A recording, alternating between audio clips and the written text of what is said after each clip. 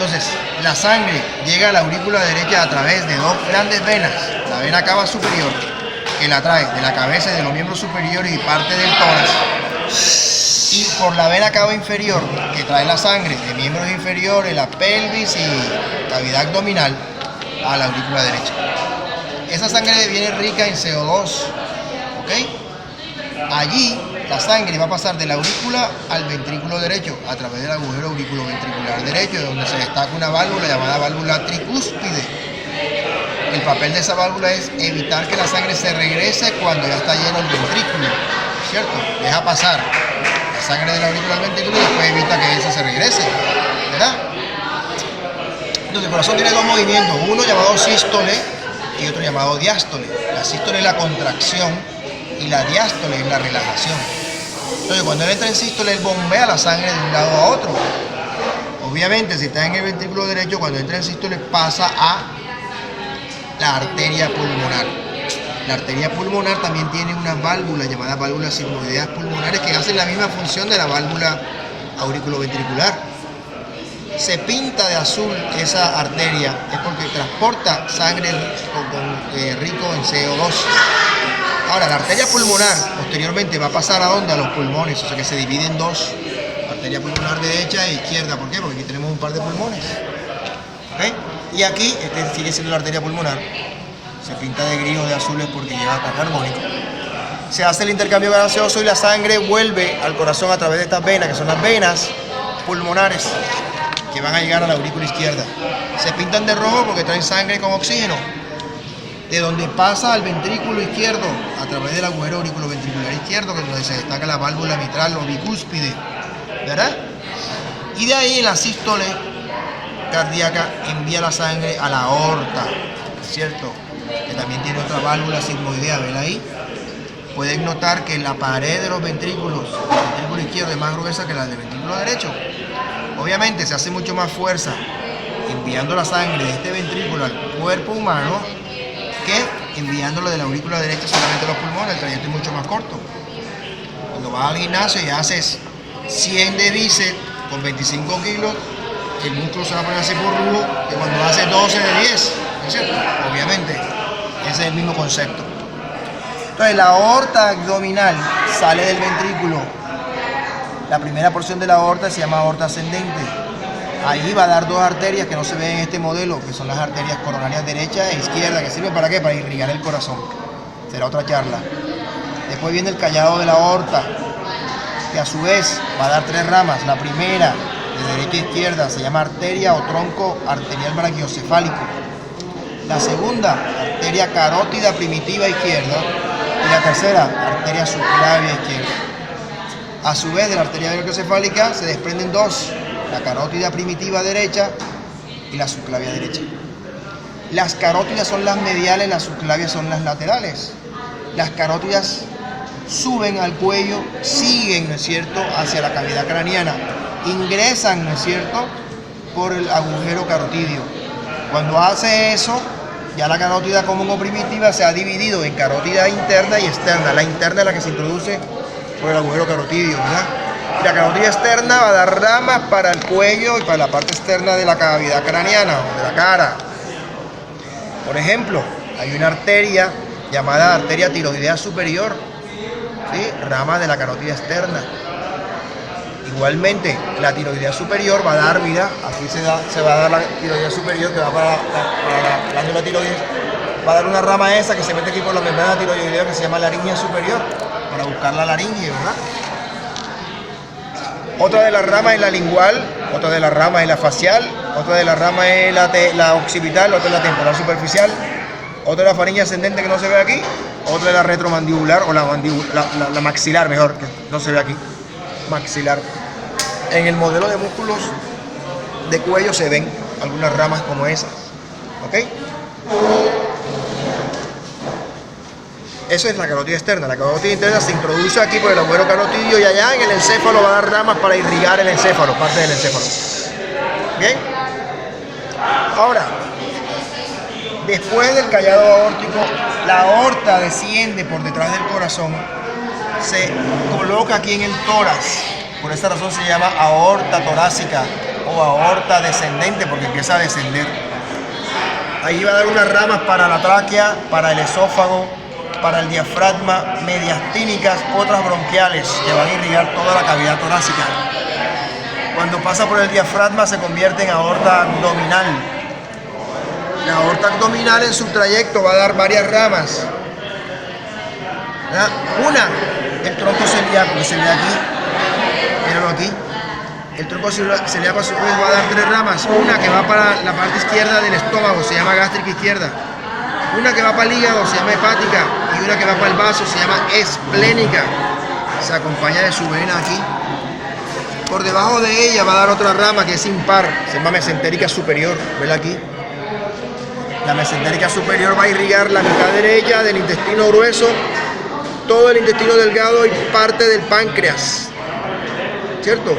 Por debajo de ella va a dar 2 ramas, son pares, llamadas renales, obviamente que van para el riñón. De la arteria renal a veces se desprenden ramas para la glándula suprarrenal y para algunos órganos por ahí cerquita, para el uréter inclusive. Debajo de ella va a encontrar la mesentérica inferior.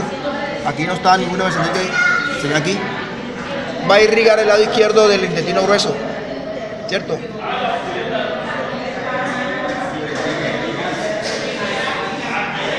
Lateralmente a ella va a aparecer una que es par, esta, que son las gonadales, dependiendo del sexo así se llaman. A ese nivel también dan las lumbares. De la parte posterior de la aorta abdominal sale esta que se llama sacra media. Y al final las ramas terminales que son las ilíacas comunes o primitivas, derecha e izquierda. Las ilíacas comunes a su vez se dividen en ilíaca externa e ilíaca interna o hipogástrica. La ilíaca interna va a irrigar los órganos pélvicos sexuales, los que están por ahí, vejiga, trompa de falopio, útero, uretra, no sé qué cosas. Cuando pasa por la ingle se va a llamar femoral. Ya en el muslo va a dar una rama que es la femoral profunda. De ahí también se desprenden unas circunflejas ascendentes o descendentes. Y también va a dar una para la parte externa de los órganos genitales, o sea, testículos y vulva, ¿no es cierto? Que se llaman pudendas externas. Cuando llega el huevo popliteo se llamará poplitea. Cuando llega a la pierna va a dar una rama que es la tibial anterior. Otra rama que es el tronco tibioperoneo, que va a dar entonces la tibial posterior y una peronea. No se ve aquí la peronea, se ve mejor en el módulo de músculo que se desprende. Y distalmente se anastomosan la tibial anterior y la posterior y van a formar los arcos dorsales y plantares del pie. En la literatura debe buscar exactamente cuál es la que hace el arco dorsal y cuál es la que hace el arco plantar. Después nos vamos para los miembros superiores del callado. Recuerden que salen las subclavias izquierda y de la arteria brachiocefálica la subclavia derecha. La subclavia va a dar varias ramas. Por ejemplo, la primera rama, o una de las más importantes, es la vertebral, de lado y lado. La vertebral sube por los agujeros transversos de las primeras 6 vértebras cervicales y al llegar al agujero magno se anastomosan y sobre el puente de Barolio, ¿no es cierto?, van a formar la arteria basilar o tronco basilar, de las cuales salen unas ramas para irrigar el cerebelo y otras ramas que se juntan con las ramas de la carótida interna para hacer el polígono de Willis e irrigar todo lo que es la estructura del encéfalo. Lo veremos mejor en el sistema nervioso. Después da un tronco que se llama el tronco costocervical y el otro que se llama tirocervical para irrigar costillas, tiroides, cuello, de las que se desprenden algunas de ellas, la supraescapular, la mamaria interna, etcétera. Eso tienen que estudiar cuáles son las ramas. Cuando pasa por la axila se llama axilar, cuando va al brazo se llama humeral o braquial. Cuando llega al codo se divide en radial, la lateral y cubital, la medial. De la cubital se desprenden las interóseas anteriores y posteriores. Y la radial con la cubital a nivel de la muñeca, ¿no es cierto?, se anastomosa para formar los arcos arteriales, dorsales y palmares, de los cuales se van a dar las digitales y las interóseas. Ya usted sabrá cuáles son, ¿verdad? Entonces ya hemos llevado la sangre a todos lados, aparentemente, prácticamente lo hemos llevado a todos lados. Pero para que ocurra eso, la sangre debe llegar al corazón, ¿verdad? Previamente, de arriba y de abajo. Entonces, del encéfalo, través del agujero yugular sale una vena grandota que se llama la vena yugular interna. Se forma por la fusión del seno, ¿verdad? Transverso, el seno sigmoideo y el seno petroso inferior, y da la yugular interna. Esa empieza a bajar, ¿no es cierto? Y se junta con la vena subclavia que viene de los miembros superiores para formar la vena brachiocefálica, que se junta a la del otro lado para formar la cava superior. Esta es la vena brachiocefálica izquierda, esta es la vena brachiocefálica derecha, se juntan y forman la cava superior, ¿verdad? Ahora mira, este es el esternocleido mastoideo, esta es la vena yugular externa. ¿Cómo se forma? De una vena retromandibular y una auricular posterior por acá, y recoge la sangre de la parte externa de la cara y cuello, y esta va a llegar, o sea, va a desembocar, va a drenar su contenido en la subclavia, que es esta. ¿Ven? Este es yugular interna, este es yugular externa, diferentes, ¿ah? Entonces, la pregunta del millón es, ¿cómo se forma lo señalado? Esa es la vena cava superior, se forma por la unión de la brachiocefálica derecha e izquierda. ¿Cómo se forma lo señalado? Esa es la vena brachiocefálica, se forma de la fusión de la yugular interna y la subclavia. ¿Cómo se forma la subclavia? Ahora viene lo otro, ¿verdad? Entonces, los dedos van a drenar su contenido, ¿verdad? En CO2 a través de venas. Entonces aparecen las venas de cada dedo, las metacarpianas y no sé qué, y todas esas se fusionan y hacen los arcos dorsales y palmares, que continúan en el antebrazo como vena radial, la lateral, y vena cubital, la medial. De una vena dorsal del pulgar va a nacer una vena que se llama vena mediana. El fabricante aquí la metió como por acá, en realidad nace por aquí así y sigue por aquí. Pero esa vena mediana a nivel del pliegue del codo da dos ramas, una lateral llamada vena mediana cefálica y una medial llamada vena mediana basílica. La vena mediana basílica se anastomosa con la vena cubital y forman la basílica, que se continúa en el brazo como braquial. La braquial o humeral recibe sangre de acá, las profundas y no sé qué, y esta se continúa en la axila, en el sobaco, se va a llamar axilar. Bien, es la misma vena que recibe el nombre por donde va pasando. La vena mediana cefálica se une a la radial, se anastomosa con la radial y dan la cefálica. La cefálica sube hasta el hombro. Cuando llega al hombro se encuentra con la axilar, se anastomosan y dan la subclavia. Y la subclavia se une a la yugular interna y forman la vena brachiocefálica, que se une al otro lado y forman la cava superior, ¿verdad? O sea que la cava superior no da estas dos se unen para dar la cava. Esa es una vena supraescapular y no sé qué cosa, de por acá, que van entrenando allá. Todo el mundo tiene venas, ¿no es cierto? De acá, entonces, pero las grandes venas son estas. Estas van llegando acá, de todos lados, porque todos los tejidos necesitan hacer eso, ¿verdad? Para hacer su intercambio de gases, ¿verdad? Entonces van drenando acá. Esta parece una supraescapular deltoidea. Y esta es la humeral, ¿verdad? Y este puede ser la humeral profunda, que viene de por acá.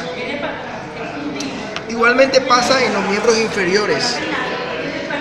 La misma política de acá. Los dedos dan sus venas digitales, interóseas, todas arman en los arcos dorsales y plantales del pie, que se continúan en la pierna como safena externa o safena menor, safena interna o safena mayor. La safena externa, cuando llega a la rodilla, se convierte en poplitea. En este esquema no está. La poplitea drena a la safena mayor. La safena mayor sigue al muslo. En el tercio superior se convierte en femoral. La femoral recibe femoral profunda, musculares, circunflejas, epigástricas y no sé qué, pudenda externa, lo que quieras. La femoral pasa por el anillo inguinal y se llama ilíaca externa. Se une a la ilíaca interna y forman la vena ilíaca común o primitiva, que se va a unir a la del otro lado para formar la vena cava inferior. La vena cava inferior recibe sangre de las renales, sangre de las lumbares, ¿cierto? Sangre de acá del aparato digestivo, de la cavidad abdominal, ¿verdad? Y llegan a la aurícula derecha.